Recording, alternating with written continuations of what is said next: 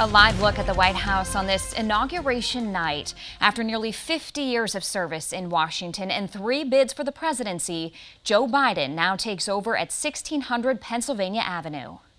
I, Joseph Robinette Biden Jr., do solemnly swear that I will faithfully execute the office of President of the United States. Office of President of the United States. Today has been a year, decades in the making for now President Biden.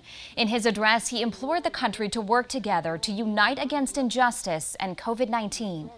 This is our historic moment of crisis and challenge, and unity is the path forward. And I pledge this to you. I will be a president for all Americans, all Americans. And I promise you, I will fight as hard for those who did not support me as for those who did. Biden was sworn in with his hand on the family Bible. He has used that Bible each time he has taken an oath of office.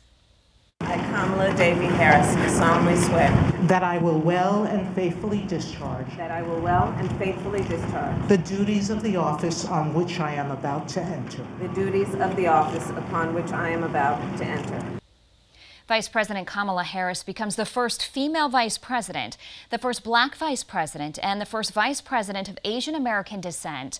To mark this historic moment, Supreme Court Justice Sonia Sotomayor administered the oath to Harris. Sotomayor is the country's first Latina Supreme Court justice.